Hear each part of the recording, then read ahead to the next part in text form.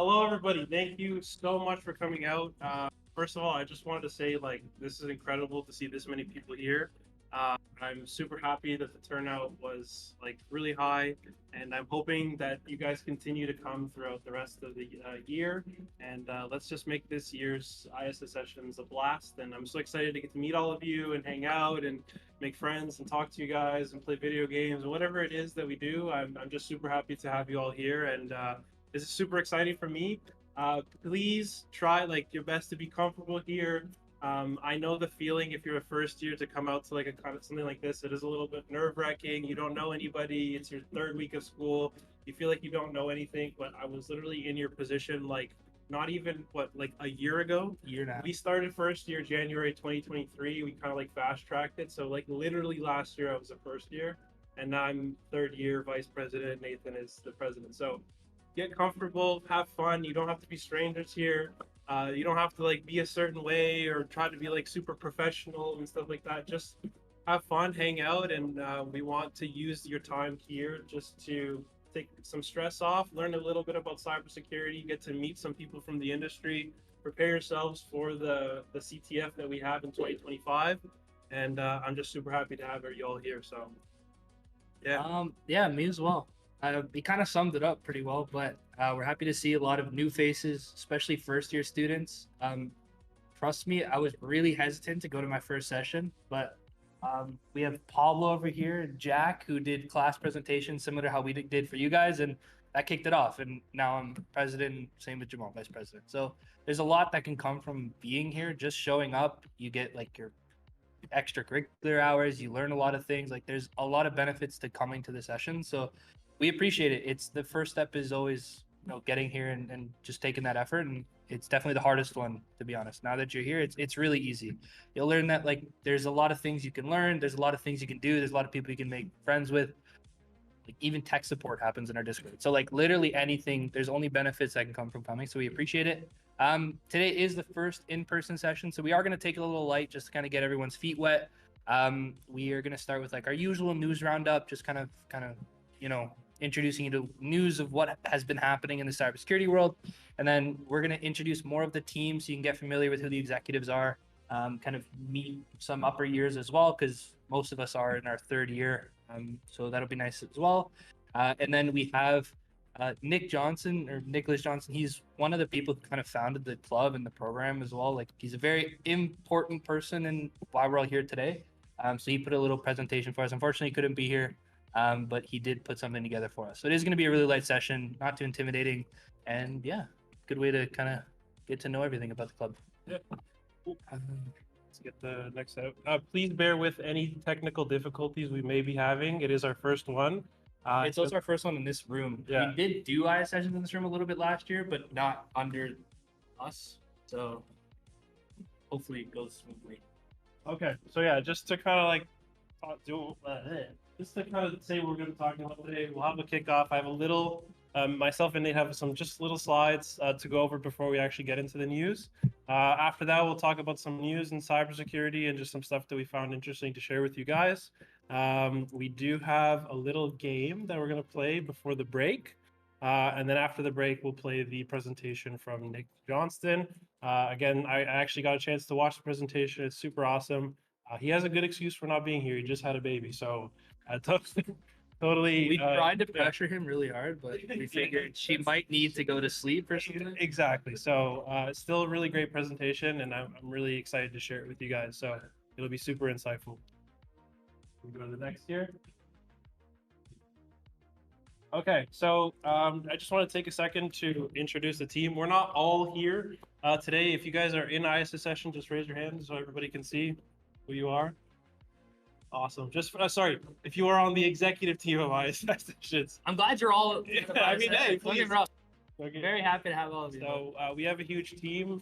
As you can see, we have a couple of positions that we have a couple of positions on the actual ISSessions team. So obviously we have president and vice president. We have event coordinators. We have community managers. We have producers, co-producers, I guess you could say right now.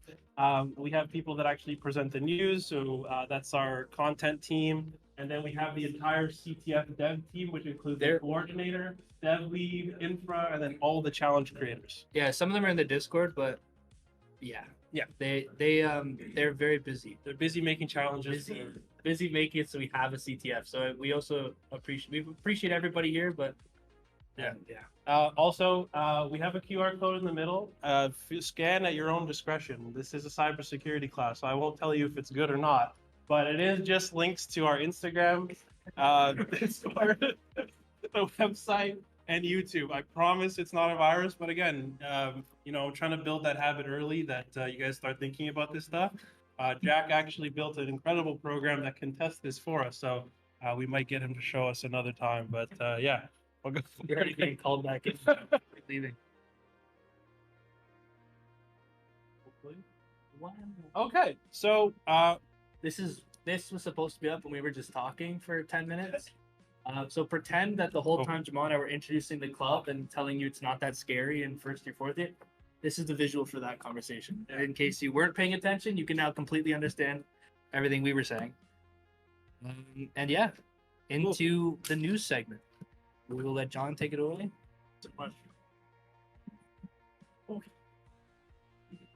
Okay. Welcome, everybody. First session should be a good turnout. Already have a person we know. Great. So, sorry, just slide's a bit small here. Let me just bring this out a bit.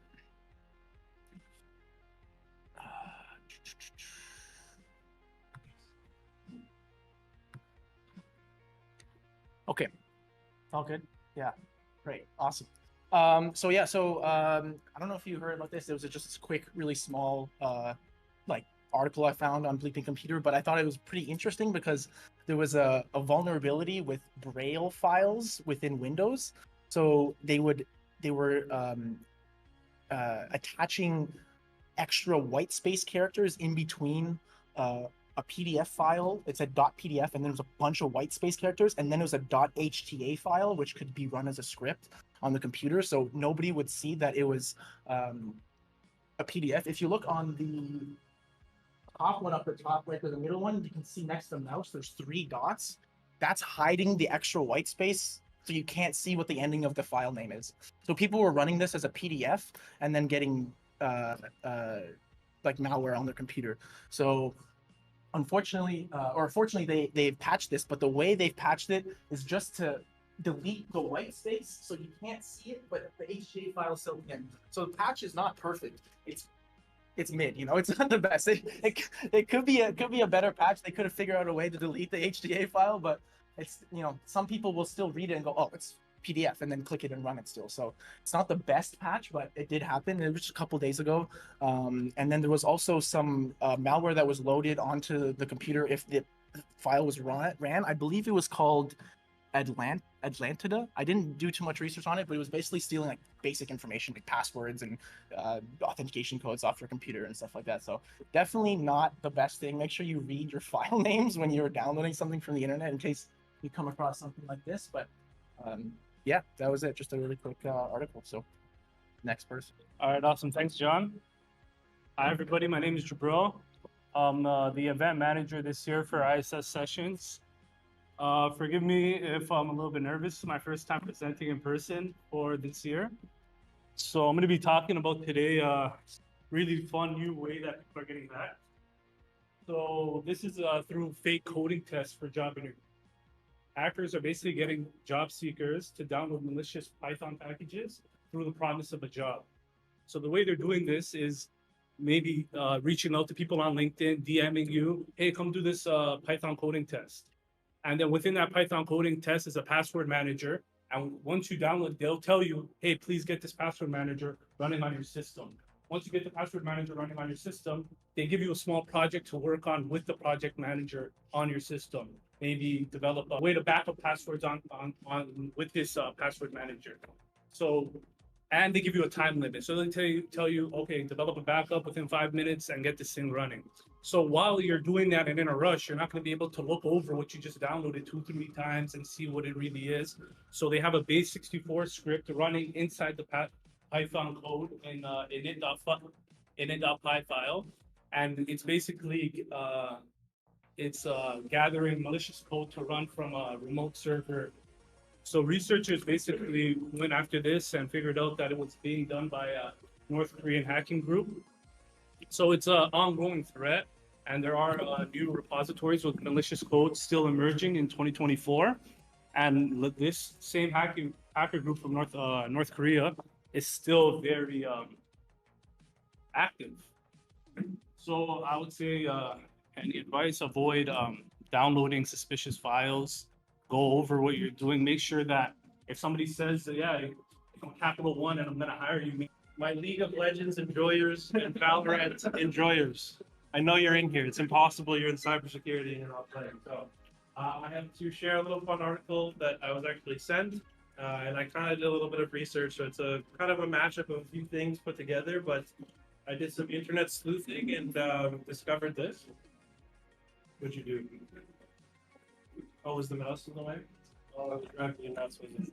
Oh, thank you guys. See, thank you. Little round of applause for my team. Thank you. I don't know what I do without you. So, yeah. So, long story short, you guys remember, or do you raise a hand if you guys know about the CrowdStrike thing that happened recently? Okay, so if you guys don't know, basically CrowdStrike is supposed to give like security to computers, and they broke all the computers just by doing one patch. Long story short. But essentially, what CrowdStrike software is something that is installed at the kernel level of a computer. If you don't know what that is yet, you will learn about that soon in some of your classes.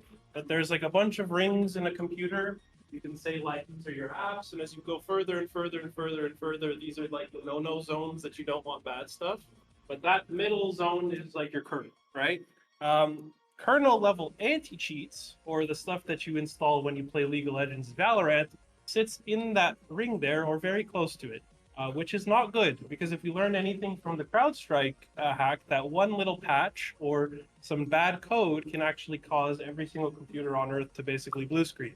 So this article is basically talking about how Microsoft is investigating ways that they can create their own kind of kernel level anti-cheat in place of the ones that, let's say, like Riot, or I don't know, does CSGO use kernel level anti-cheat? Supposed to, yeah. Anyway, super bad. I don't like it, and I feel bad for all of you that have it installed on your computer because I don't play League, so it is what it is. But Microsoft is looking into ways that they can actually create their own version of like a kernel level anti-cheat, so that they're the ones that are in control of it. Now, from the article that I read, it says that Microsoft isn't going to make it mandatory for these gaming companies to actually use this kernel level anti-cheat. But I did a little bit of digging, and it does look like there is some conversations that Microsoft is having where they're like, do we make it mandatory? Like, do we stop letting kernel level like software to be just run from third-party vendors and specifically gaming companies? So for now, the project is actually in the works. I think it is going to be coming out soon. It'll be a way that these companies can adopt this so that there's less likelihood that your League of Legends actually crashes your computer. But I do find it interesting that there's a possibility that they might make it mandatory for these gaming companies to use theirs, which would pretty much make it so that you can't play your favorite games, which kind of sucks. But I mean, just so you guys know, that is what is running on your computer. I don't know how I feel about that personally, but if you guys love those games, then that's totally cool. Something to look into, and if I find out more information on this, I will let you guys know. But that was my article for today. So just so you guys know, we have actually a guest presenter today. This is Glaren. He is a third-year cybersecurity student. He's going to be presenting an article for us today.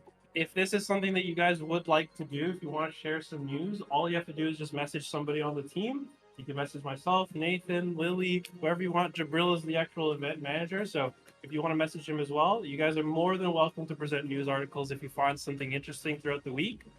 Just let us know. Claire? Thanks, Jabril. No problem. It's a pleasure meeting you all today. So I'm not sure how many of you guys have heard of the Fortinet breach. Has anyone heard about it? Yeah. So the overview of this breach talks about in September 2024, Fortinet confirmed a data breach where approximately 440 GB of data belonging to a small number of customers was leaked on a site called breach forms by a hacker using the alias 40bitch. I know.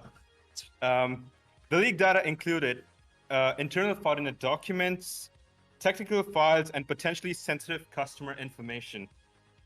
This data could expose network vulnerabilities such as firewall configurations or VPN credentials, putting affected customer at risk for further attacks. The hacker, so how this was exploited is the hacker reportedly exploited the vulnerability in Fortinet systems, though Fortinet claimed that the vulnerability had been patched prior to the incident. The breach highlighted the potential risks posed by unpatched or delayed updates in customer environments. So breach forms involvement was technically, they are a notorious platform for trading stolen data, which is used to leak compromised information. This put the data into the hands of a broader community of cyber criminals who could use this information and further speculate things. Fortinet acknowledged the breach incident and stated that they were working directly and efficiently with the customers that were attacked to mitigate the risks. They emphasized that the vulnerability used by the hacker had already been patched and urged customers to apply the necessary updates to secure their systems. The reputation risks for Fortinet was technically being a cybersecurity company that provides security to customers. They were technically compromised, and it raised concerns about the security of its products and internal practices. The volume leaked data, which is 440 GB, suggested that the breach was significant, despite Fortinet's downplaying its impact.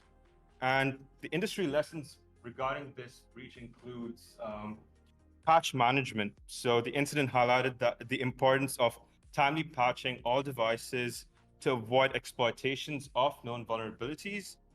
Fortinet's handling of the breach emphasized the need for swift action and collaboration with affected customers to contain the damage, and of course, supply chain security. So it's important that they also communicate with your third-party vendors in terms of patching various devices, because that could lead to an issue for Fortinet. That's about it from me. Thank you so much, guys. Enjoy the rest of the evening.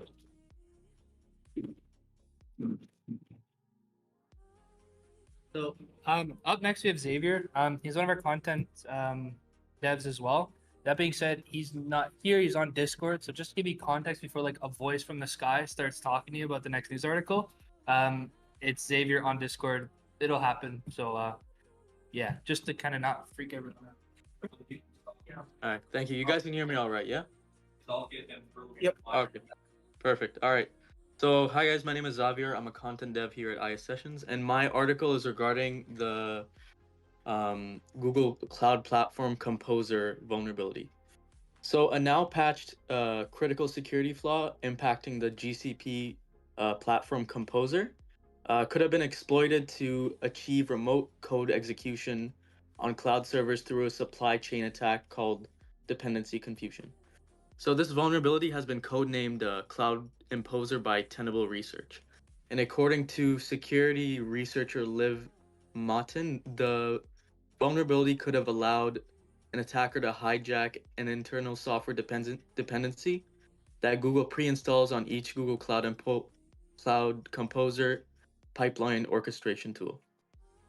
So the attack involves tricking a package manager into downloading a malicious package from a public repository rather than the intended internal one. This is often done through tampering with the version number. So Google patched the vulnerability in May 2024 by ensuring the package is only installed from a private repository, and also by adding a checksum verification to confirm package integrity. So that's all for me, pretty much.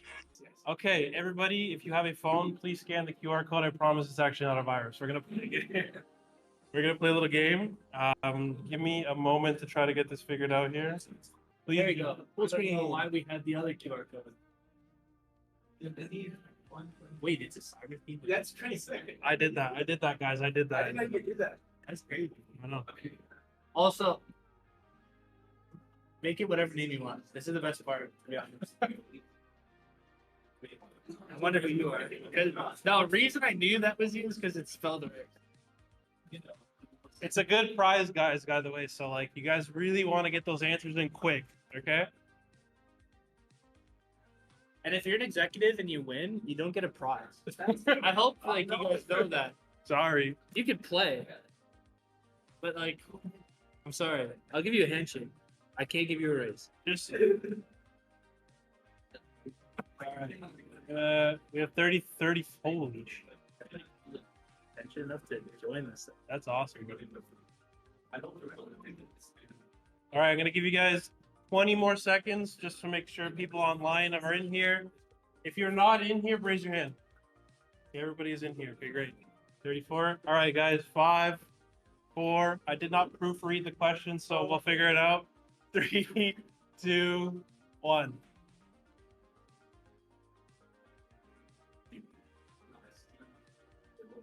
I hope it works. No testing. No testing, guys. You receive an email with the subject, you want a free iPhone. Just click this link. What's your best course of action?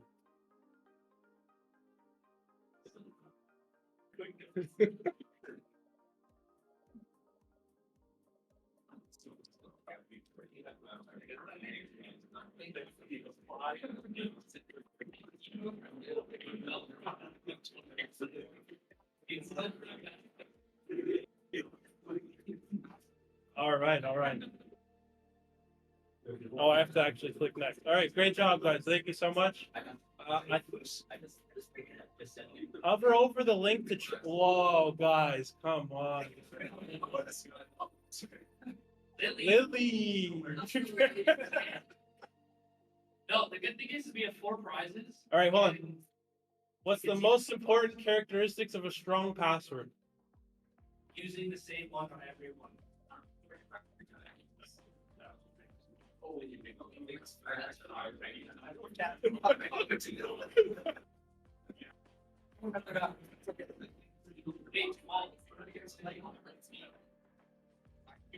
No, there's one answer.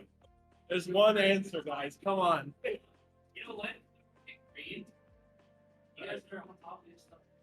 Every week, so if you change it every week, you're gonna forget, and then that makes a bad password. So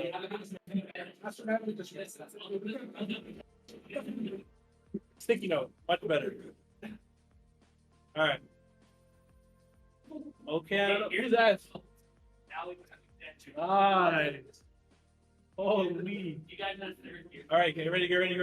You're using free public Wi-Fi at a cafe to check your bank account. What's the safest way to do this? In front of him.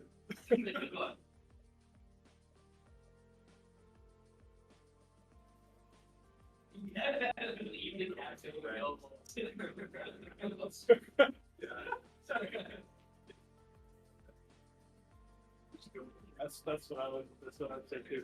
To be honest, nobody sits in the office. Guys. Who put incognito? Who put incognito? I need to know. It's just a little bit of limited knowledge. Incognito does not actually keep you safe, guys. Yeah, get all your data. All right, 3, 2, 1. Let's see who is. Oh, dang, good job, man. All right, this is fierce. Your friend's laptop is running slow and showing weird pop-ups. What's the best thing to do?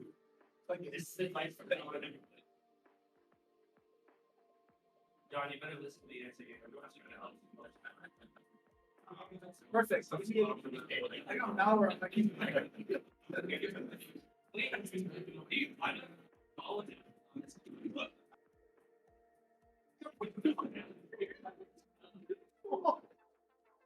Guys, Turn the light off again. what happened? What happened? It's okay. We're all here to learn and have fun. All right. Scoreboard. Okay. No stop. All right, next, guys.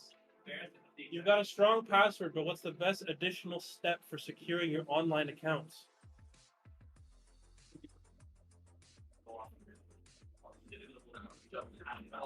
That's very much.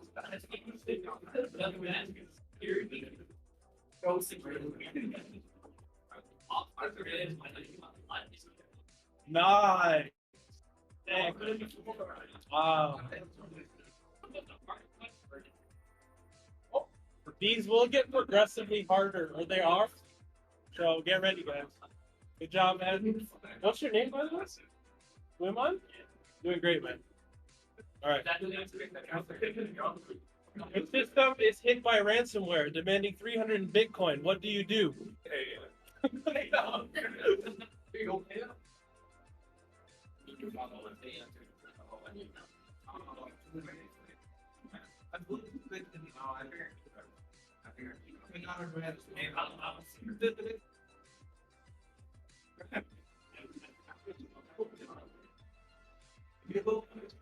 Whoa, whoa, whoa. Okay, good job. Hey, Technically, I would. I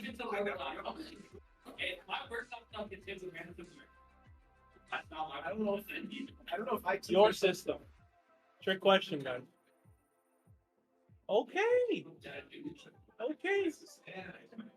Next. You're building a website that takes user input. What's the best practice to avoid SQL injection attacks?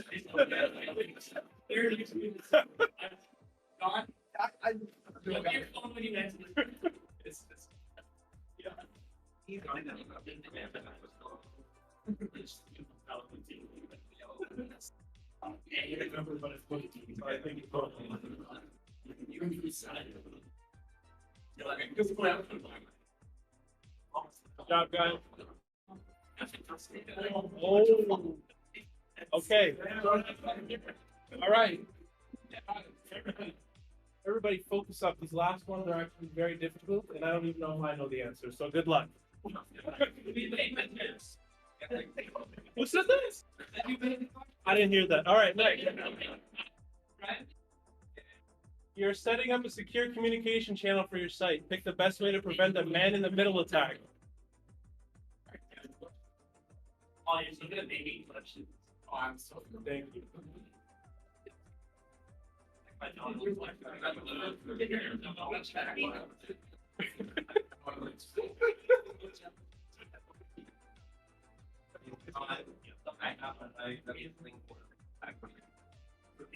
Sorry.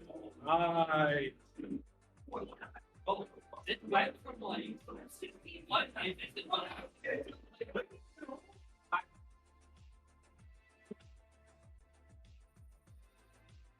Yay. Okay.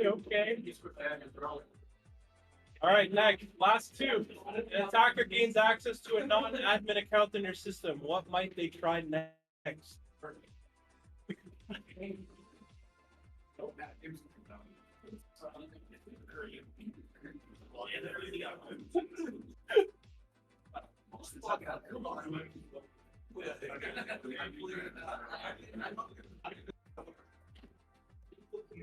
To be honest,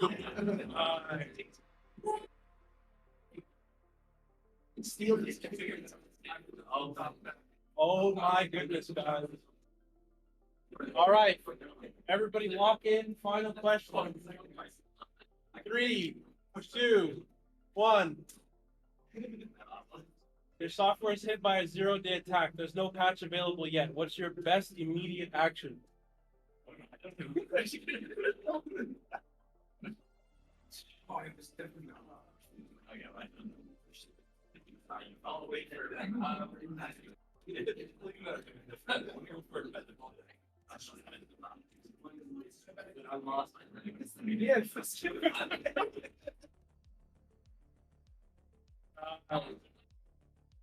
All right, guys. Can I get a drum roll, please?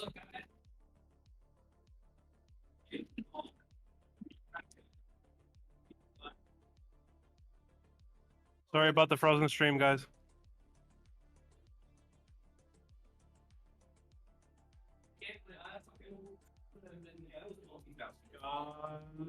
Hey! Congratulations. Got 2 prizes for you. So, what's your name again? I'm really happy that you came out. Got to be a $25 bill by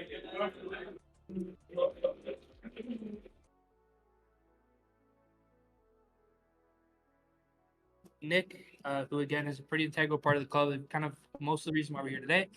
He put together a video. He did apologize for not being able to be here. Like John said, he is Here's a baby. a baby to take care of, so we get it. So yeah, this is just a video from him. And Also, before we play, he does mention a couple times throughout the video, but he is in the Discord. He's like literally at the top under admin as Rick. He said, feel free to add him if you guys want to message him for any questions that you have. Like if you have anything, put it in stream questions. What's up, Joe? I don't have to read it out. In the call right now. Is he? Oh, he's in the call right now. He's in the call right now. Hello. Hi, Nicholas. Thank you. Thank so you much for being coming. here. Appreciate it. Thank you for your video. You get to. Awesome. All Okay, right. we're good Without to go. further ado, thank you guys, and please enjoy the presentation. If you guys have any questions for him, in-stream questions, put them in stream questions, and then hopefully you can answer them like sometime today, tomorrow, whenever he has some time. And thank you for being here again. Thank you for being here again, Nick, and I'm excited to play this for everybody. Is it quiet on stream? In sharing all this security period, actually the very first cohort of students. So yeah, we thought it'd be interesting to kind of share basically my journey over the last 20 years. You can see some different like avenues and opportunities that might be available to you if you follow that cybersecurity career path. I'll also talk a little bit about the foundation of the ISSessions because it's kind of ties in. Yeah, so that's kind of what we're talking about. You can again feel free to ping me in Discord later. I'm not there right now, but I will totally answer questions and happy to. So, like I said, September 2004, so 20 years ago this month, I had just finished an 18-month computer programming diploma at Cherry College, and I was ready to go be like a Java programmer. That's kind of what I had been geared up to do. But I also learned that Sheridan was launching a new 4-year bachelor's degree in cybersecurity. And one of my teachers at the time, one of my professors, recommended that I go check this program out because I had submitted some Java over it. He's like, this is basically a virus. You should maybe like learn what it's like. So I went, cool, that's a link. I can go check that out. So I went to an information session with the program. And it was delivered by the program's original creator and the first program coordinator, wonderful man named Ralph, who unfortunately passed away a number of years ago, but a total visionary in terms of cybersecurity education in Canada. So yeah, I signed on and I was in the first ever batch of students or cohort go through this 4-year program in cybersecurity. That did mean that at times through those 4 years, we were like kind of the gateways. This school was testing a lot of different stuff and like layers of program ideas for courses and things like that. So it was quite challenging. So we show up on day one. Sit down in class. It was like I think the first class ever was a math class, and the lead executive, who was the professor of the class. It was like 35 to 40 of us in a room. We're all kind of looking around, getting everybody. He came in, he gave us like a spiel about the program, welcomed us in, and then gave us our first math class. And then on day 2, there was 25 people. And then we eventually graduated with like, I think it was like 15, maybe 18 students. It was after getting an injection of like 10 new people in 3rd year. That speaks to, I mean, one, people were still learning about what cybersecurity was, like some of the difficulty and challenges of the program at the time. Happy to say that the graduation rate has gone a lot higher since those early days, but that's kind of like what the accountants like. Back then, it was interesting to be a lot of cybersecurity, but it was a wonderful thing to be a part of, and I would say that it prepared me and a bunch of my fellow students for our careers in cybersecurity, and I believe it still continues to do that for the students. So if you're in first year in this program or any other, or if you are a current student, awesome graduates, you're doing the right thing. So some things that I learned in school, I'm not going to talk about the actual like academic content because obviously things have changed so much. Like the first iteration of like the shop national learns because of security bank. And a lot of what I have on this is that, you know, it becomes outdated. It's just the nature of the knowledge. So we're going to talk about some of the more peripheral things that benefited me as a student at the time and since. So the big one was making some friends, building a study group, which actually became part of my, the core part of my professional industry. So first semester, I did come to the program with one friend that I had made in the diploma programs. The two of us out having a lot. And we, yeah, after the first few weeks, we made friends with a group of like 3 or 4 others in the program. And that kind of became our like little core group. We did a lot of our project work together, we hung out together. And we stayed together through the program. We formed like I guess at the time of the study group, it was more originally like a last minute exam where we like 2 nights before an exam, we would all pile into the security lab, which at the time was still the S302 in on the Trafalgar campus. It's sure the campus of the and we would stay up all night and basically reteach ourselves all the lessons that we thought we needed to know to write these things. It was great. We got a little bit more fun discipline. At some point during second year, we started building a company, hosting websites and writing small programs for people. Also after graduation, many of us entered the same sector of cybersecurity industry, much less working in forensics. But that was great. And we all didn't stay in the same industry. Some of these people have like pivoted out of security altogether or into tech altogether. But some of them have moved into like cryptocurrencies. Some have moved into like public infrastructure and security, IT in general. So people take different paths, and I'm really happy to say that a lot of us are still friends and still get together and hang out a lot. But they have formed the core of my professional network, which has been all kinds of beneficial. The friends that you are making through the program will probably help you benefit you like down the road, and make sure to do the same. Right, but it's starting to do that. Yeah, so I can't recommend enough making like a study group and then allowing that to build and become your professional. Really enough to do it. And you have to get a lot that helps you fall through. So let's skip ahead. Between third and fourth year, right in the program, there's an 8-month co-op where you go out in industry and like do a job for a bit, because it's important to like hands-on do what you're going to do for the rest of your life, kind of. At the time, and again, this is at the time, it would have been like 2007. Entry-level cybersecurity positions were a little bit different. Also, people's concept of cybersecurity was a little bit different. I think like the job posting co-op board was full of things like tech support jobs or physical security jobs. So like, you can pick one or the other. But eventually, we kind of started to see some real cybersecurity jobs make their way onto the co-op board, and we applied. I was fortunate enough to land a job doing digital forensics for my co-op with one of the big accounting firms in Toronto. And that was really interesting for a whole bunch of reasons. One, forensics at the time was a lot different than it is now. At least if you get into digital forensics now, you're probably going to be doing different stuff than what we did most of the time. There was no mandatory data breach reporting in Canada back then. And a lot of what we did was in support of like forensic accountants and like civil legal investigations. So in support or defense of like lawsuits and HR violations and things like that. So we would, go into offices and things and seize laptops and computers and do analysis on the contents, usually looking for like emails or documents that proved some legal case. It's a lot of what we did. Towards the end, we did start to see a little bit more activity in terms of like data breaches and hacks and compromise, but not till kind of my time with that company was coming to a close when I pivoted into teaching. I also learned at the time from talking to colleagues and things like that that the Canadian security security industry was at the time, and kind of still is, immature, at least relative to our biggest trade partner down south in the U.S. That they have a very robust and mature cybersecurity community down there.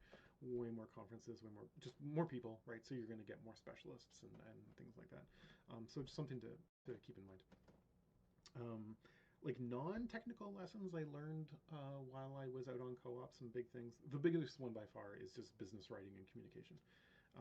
Obviously, you don't have to write a lot like this while you're a student, but like learning that when you write someone an email, don't pad it out with words the way that you like learned how to do in English class or for your electives to pad out word count in an essay. Do not do that, right?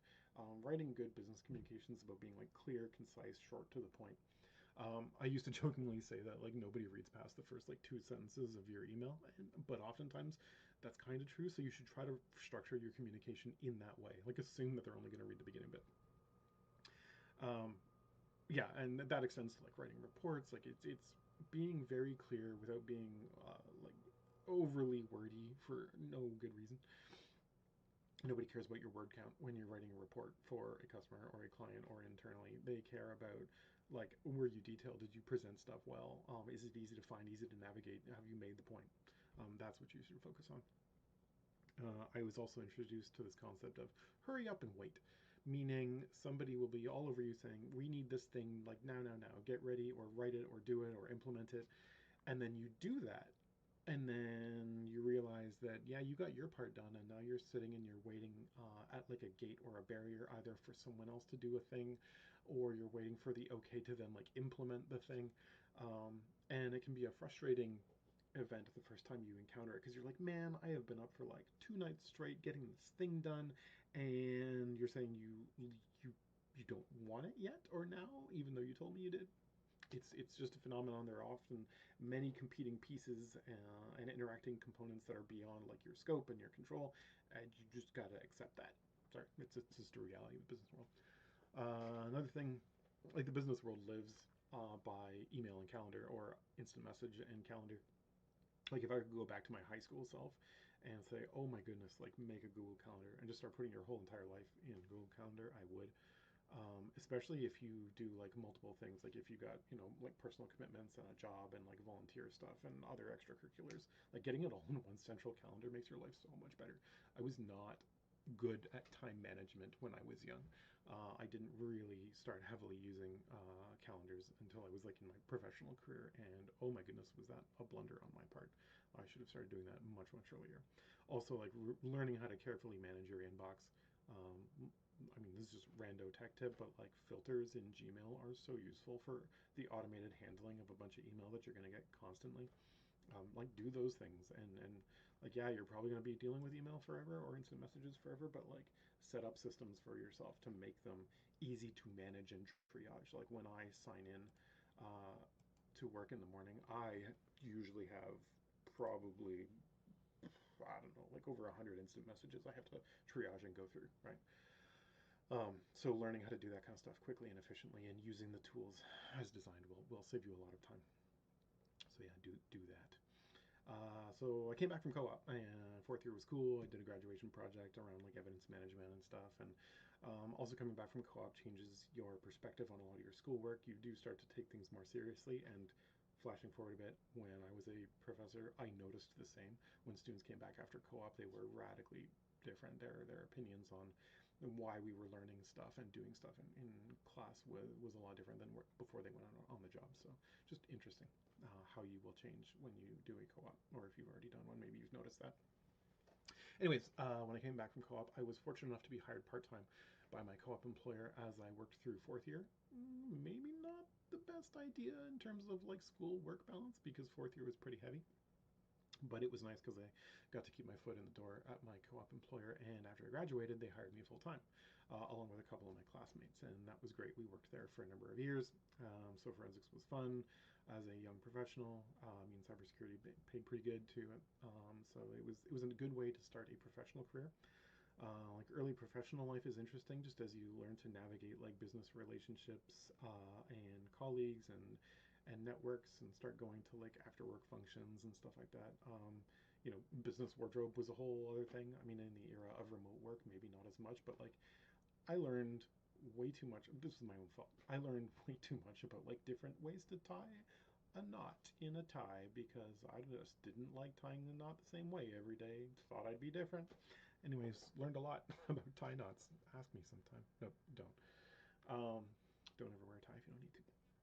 Anyway, so yeah, that just, yeah, early life after graduation was just a lot about getting my feet in the industry and just learning how to, yeah, navigate business relationships mostly, and how to like conduct myself as a professional, learning about time management on projects, and like starting to understand the basics of the businesses that I worked at. I mean, ultimately, you're going to fill some role in the business. You're either going to be a cost center or like a revenue generating center, meaning Your work at the company will cost them money, like they need to spend money on you, and you don't necessarily make them money, but hopefully you help to safeguard systems at the company that at least keeps them from losing money. Or maybe if you're like a consultant, you are the thing that makes the company money. You will notice a stark kind of difference in a lot of the different relationships you have at work, whether you are one of those things or the other.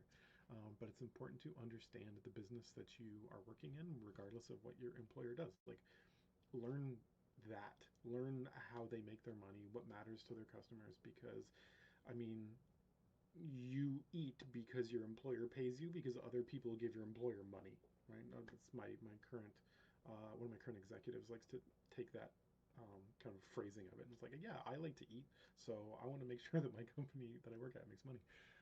And so yeah, don't silo yourself off and think that what you do is removed from the rest of the business. No, you're like if you work in-house cybersecurity somewhere, you're like a support function to a support function, right? You're securing the technologies that other people of the company use to do their job, and their job maybe makes the company money. Try to keep that in mind as you're doing stuff. After that, after I kind of went out into the business world. I attended my first DEF CON conference down in Las Vegas. So I think I actually was probably the year I graduated, like 2008 or 2009. I forget which one. Conferences were interesting and eye-opening. Listening to talks by people who knew way more about every conceivable security subject than I did. Some of them were eye-opening and mind-blowing. Areas of security that I never even considered I was exposed to. And the more I went to conferences, the more I learned about things like, when they have hands-on villages, and I learned about the idea of the hallway con, where you get to just stand around and talk to people while you're waiting for a talk to start, and you make a lot of like business connections or just interesting industry connections that way. You make friends that way. A lot of conferences have other like extracurriculars that you can partake in, and it was a lot of fun, and I enjoyed doing it. I think I went to every DEF CON from the first one I went to up until like 2019, when travel was not really a thing. I also started attending every other security conference that I could within like my budget that it would allow. Either stuff like locally in Ontario or stuff down in the States, usually in Las Vegas around the time that we call security summer camp. Like that's in Vegas once a year. There's DEF CON, there's Black Hat, there's B-Sides Las Vegas, there's the Diana conference, and a number of others that all happen at the same time.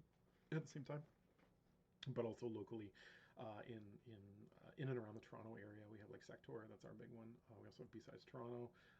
There's also more regular meetups like Task in Toronto and the OWASP meetup, and there's obviously ISSessions that you're at now.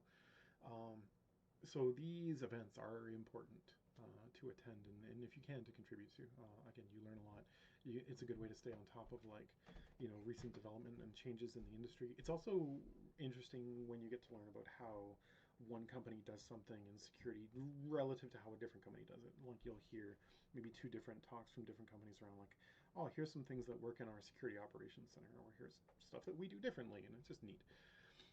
So I can't recommend enough, at least trying to go to some meetups and conferences. Yeah, they're good and very beneficial in your career. Also, like early jobs taught me a lot, and this is like one lesson that I kind of learned the hard way myself, because I was maybe a little arrogant when I first came out of the program, because I was like, oh, I'm super security guy, know all this stuff, and everyone's gonna care about all this cool hacker knowledge that I have. And then you realize that like the stuff you know about security, maybe like a little sliver of it, you get to use every day at your job. And when you encounter other people who do things that are not security or not tech related, they care about a tiny little sliver of what you do for your job, even though you know all this other stuff. Okay, when you are in a situation like that, remember that like it is mirrored with the other person, right? They went to school and studied what they do for a living, just as intensely probably as you are studying security or tech or whatever. They know so much about their field and their industry, and you are only encountering a tiny little sliver of what they know. Right? A good way that I used to kind of remind myself when I learned this lesson later is that, they're as good at their job as I am at mine. And they know as much about their industry or their function as I do about mine. Okay. And that can reframe a lot of discussions. It can be a little humbling when you remember, like, yeah, I'm just seeing the tip of the iceberg of what this person knows. especially the more experienced they are and the longer they've been in an industry. So keep that in mind. It'll keep you humble, and it will also allow you to appreciate what other people do, and probably the things they had to learn to get to where they are when they are talking with you. Right? Like when they present you with some information as an expert in their field, remember that. It's a really important lesson. I kind of threw that one in because that's a big thing to learn. It keeps us from being arrogant and continues, to be a humbling thing. Just remember that. So yeah, while I was at my first kind of post-graduation job, I also knew that I wanted to upgrade my academic credentials. I wasn't sure if I wanted to like take certs or do more academia. But I did know that if I ever wanted to become a professor, which I thought I did, I enjoyed like running our study groups and stuff. So I thought, oh, maybe one day I'll be a teacher. That I had to upgrade my credentials. You need basically one credential higher than what you're teaching. So I knew that if I wanted to teach undergrad, I needed a master's degree. So at my first job, I did a master's degree part-time. I was fortunate enough that I could basically take like one class per semester, so it took like 3 years, but I eventually completed a master's degree. And one class per semester fell under my education budget from my employer, so they basically covered the cost of my master's. Um, when you get your job, or if you already have one, make sure you look into like education benefits that your employer offers. Lots of them will pay for certs and other education and stuff. Take advantage of that, because staying up to date in your field and in your industry is super important. This is one way to do it. Another one is attending conferences. That keeps you current. Getting involved in like meetups, sometimes different parts of social media will allow you to stay informed. Just reading blogs and feeds and all that kind of stuff is really important. Again, my current boss's boss, he did a talk for ISSessions a number of years ago, and I think he said something like to stay up to date as a professional in the cybersecurity industry, you need to consume something like 2 MB of text a day. And I did the math on that. It's something like 1,000 pages of text every day.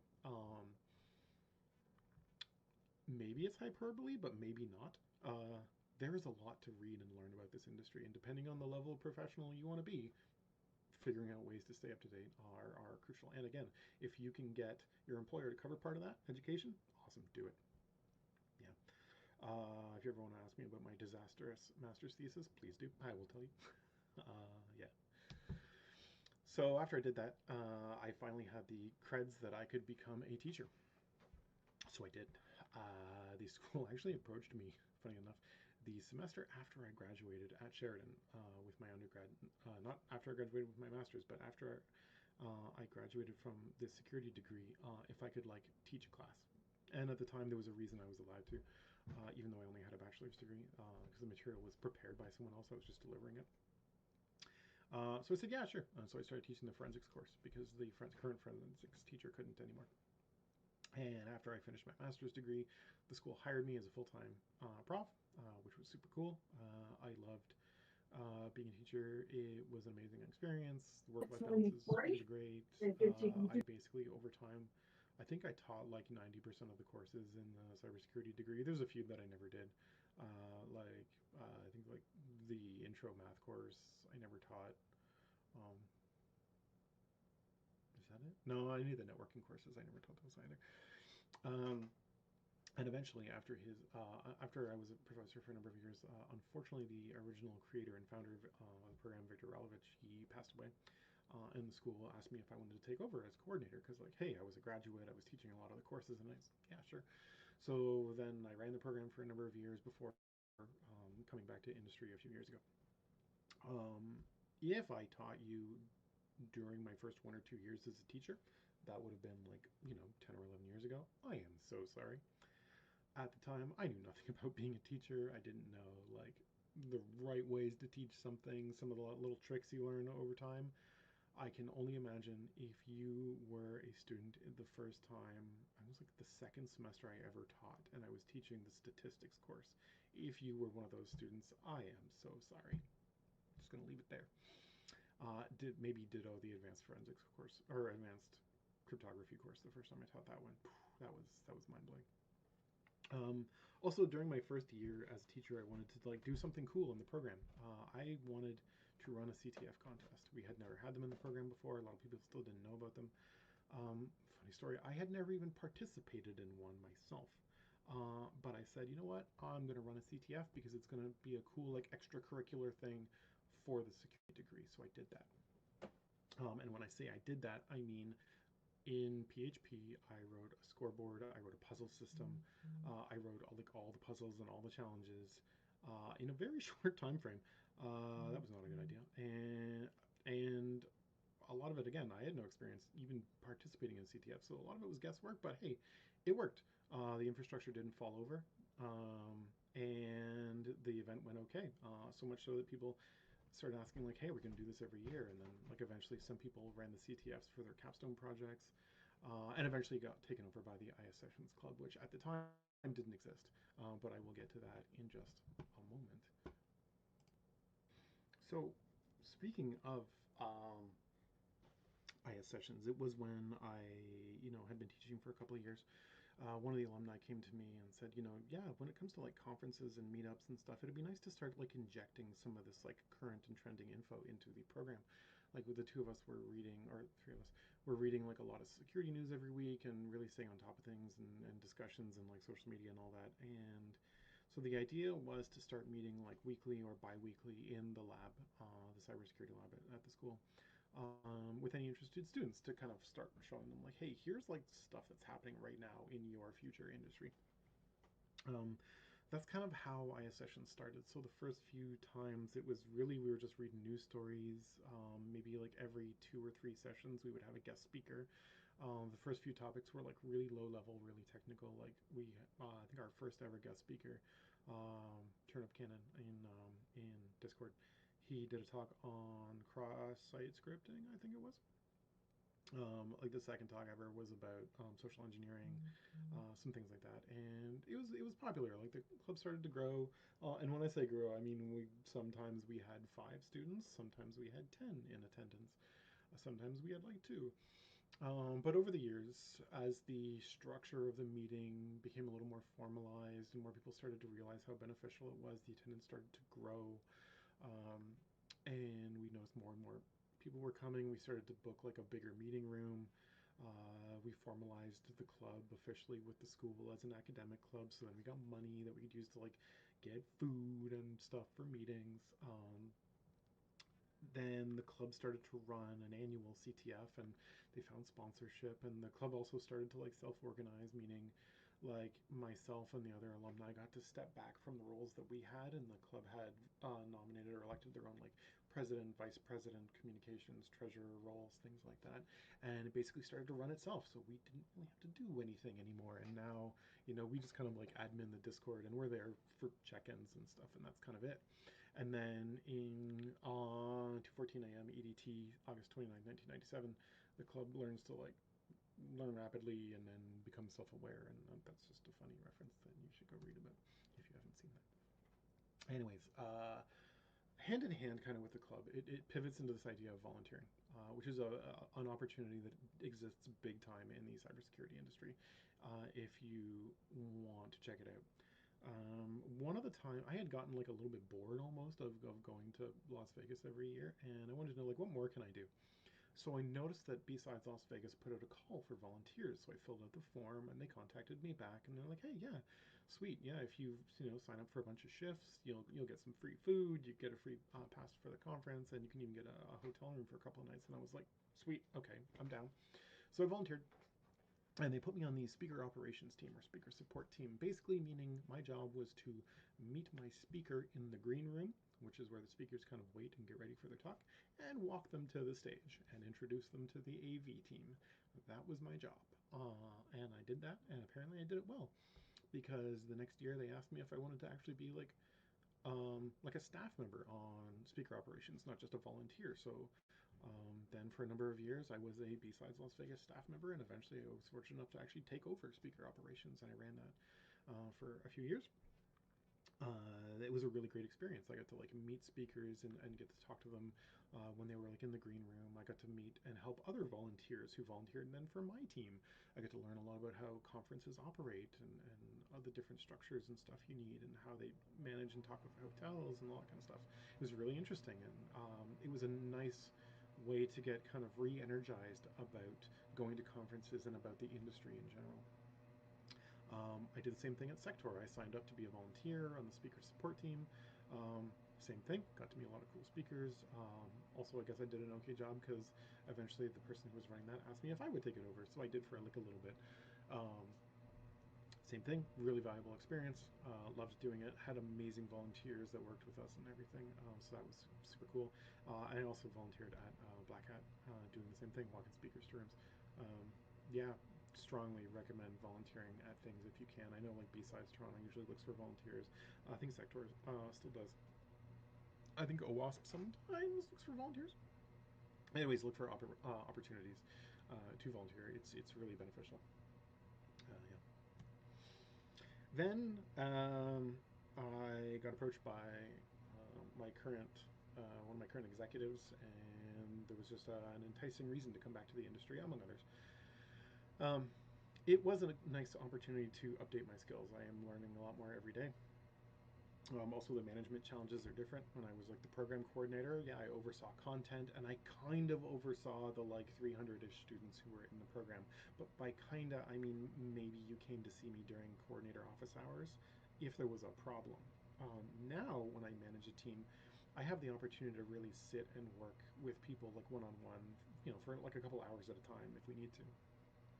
And it's a much different experience, right? Like it's a much different kind of management experience. I also, because I'm now in the weeds, I just see how much and how different the security industry is now from the first time I was in industry, like over 10 years ago. And now when I walk into a room, I generally know the least in the room when we're talking about technical things, which is great because it's an opportunity for me to learn. Like when I was walking into a classroom, typically about the thing I was teaching, I tended to know the most in the room because otherwise, why was I there? But now I go into a meeting with a bunch of really brilliant technical people, and I'm like sometimes really trying to keep up with what they're talking about, and it's a great feeling because I love learning that way, and that's something you probably need to embrace in your career is a love of learning. So it's been a great experience, and I'm really enjoying it. My next challenge, and the reason, well, probably the main reason that I'm not there in person or live tonight, is I was fortunate enough in December to become a father, and that's a whole other kind of challenge. Yep, it's amazing, but crazy super hard. Yeah, yeah, I'm just going to leave that one there. Anyways, thanks so much for listening to me ramble about being in the industry for a long time and some of the origins of the ISSessions Club. Again, thanks for attending the meeting, especially if it's like your first meeting or like you're new in a program. Amazing, good job. You were doing the right thing by attending.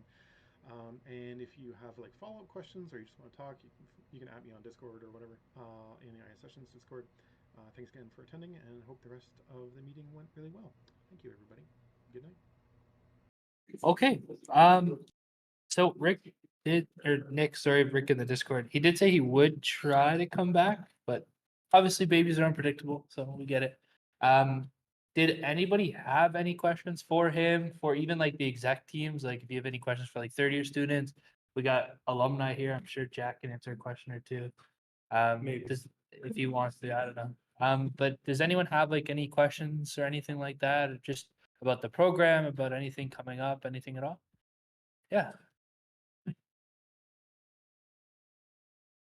Yeah, so the CTF is an annual event that we host at the club. Essentially, what it is we have our CTF team make challenges that are related to cybersecurity, a mix of like web challenges, programming, crypto, OSINT, all that kind of stuff. And it's just a way for you to get your feet wet, try them out. There are some real life applications for some of the challenges, just kind of, it essentially helps you build your problem solving. It is scored, but like you could literally come alone and get one challenge done, feel accomplished and leave. Like there's no like requirement at all. It's for everyone to come. It's free. You can do it from home. You can come in person. We do host it at like a venue in Mississauga. So it's essentially just a way to try challenges, get your feet wet. We did it in our second year when we knew literally nothing. So it's definitely still fun to come out and do that. We also have a lot of sponsors that come. So if you wanted to like meet like people in the industry and that kind of stuff, talk to them, even submit your resume if you want to. It gives you that option. We do have like a resume submission that goes to all the sponsors that are part of the event. So for example, last year, if you submitted your resume, They went to places like Trend Micro, Air Canada, like a lot of like cybersecurity companies, at least just that they can kind of have your name already. So it's definitely beneficial to come. And you can win money. It's also very important. You can win money. You can win Yeah. like literal money. So, like actual, well, not physical. Yeah, you know what I mean. You can win money. So we do, because of the sponsorships and some of the club funds that we have, we're actually able to offer a cash prize.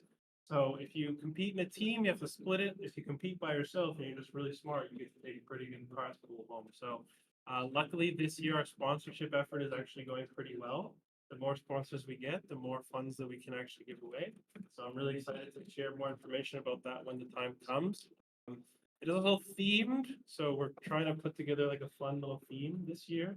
I can't share any information about that yet, but it is really cool. So once we actually have like a promo for that, we'll be sure to send it out to everybody. Yeah. Last year we like announced everything at like the start of January, and the event is close at the end of January. So the time frame is relatively similar, like more towards the end of the year once we have everything nailed down in terms of venue sponsors, theme, and everything like that. We will post more about it. We are aiming essentially for the end of January of next year. So when you guys are starting your second term, that's when we'll probably have it. Any other questions here? Anything at all? Even if you want to ask something completely unrelated to cybersecurity, it's all good. You know, How often a session? yeah, so sessions are every 2 weeks. So 2 weeks today, 7 o'clock, same thing. Lily will post an announcement. You typically on the a few days before. So we're gonna probably by the end of the week before the session. So if the session's on Tuesday, it'll likely be like the Friday. We'll remind everybody. It is a virtual thing as well. So if you can't make it in person, there's no difference between here and there, other than the fact that it is kind of more fun to come out and meet your peers and go to Monahan's after, which we do every time. So I do recommend you come in person if you can, but again, you're not penalized, so don't feel like pressure or anything like that. If you have something that makes you can't come in, that's totally fine as well. So bi-weekly, in person, online. Any other questions, guys? I wanted to mention, sorry, my brain just farted out real quick. Yeah, oh yeah, you can watch all the previous live streams on the ISSessions YouTube channel. So not just this session, and all the sessions we did all summer, sessions from previous years, they're all up on YouTube. Watch them all. You have that if you can't make it virtually and can't get your CCR credit, you Yeah. can still watch what happened and still keep current. You don't have to attend to get the content. You can get the content later if you can't attend the meeting. Yes. Of course, we love having you guys here. It's actually really cool to have this many people at ISSessions. So I hope to see you guys bi-weekly. If you have any friends that were like hesitant about coming in, you kind of went as the guinea pig to see how it's all about. If you liked it, please let them come in.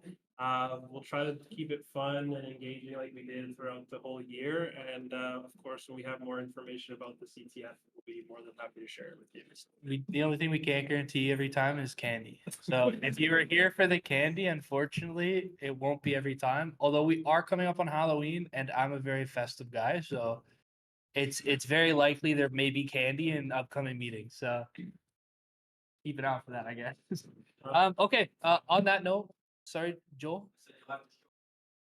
Yeah, we're not gonna tell you on Discord if there's gonna be candy at the meeting today. You just have to figure it out. So that kind of concludes it. That's kind of how it happens every week. 2 weeks. And question. Sorry. Yes. I'm an idiot and I'm in my third year. Yeah. If that answers your question, yeah. Like it's like there's so much stuff to learn, and like in cybersecurity, it's a very blanket term for something that has so many avenues, right? Like there's so many elements to cybersecurity that like it's literally impossible for us to learn that in 4 years.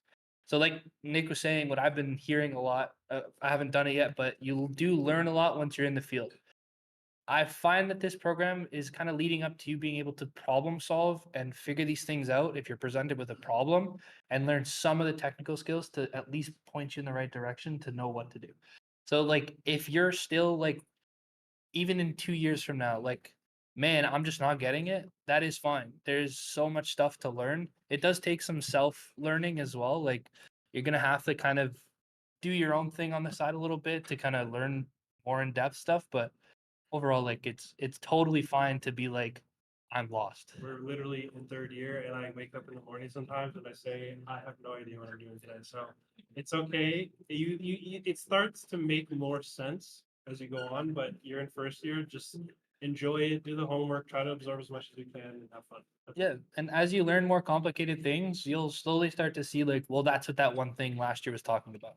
The first year, like, is literally just basics. It's like, how can I start to look at these things, and then you build on that. So don't feel like pressured right now. Like it's totally fine. Is that all the questions?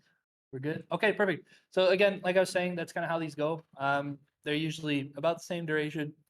We have different speakers every week, different news stories.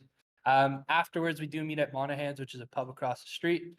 Anybody here is welcome. I made a reservation for a good amount of people, so if you want to come by, grab a drink or just some food, we do go there after. So yeah, thanks for coming up. I appreciate all you guys.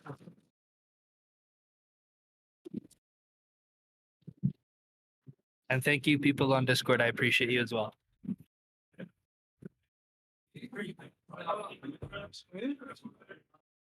Good presentation.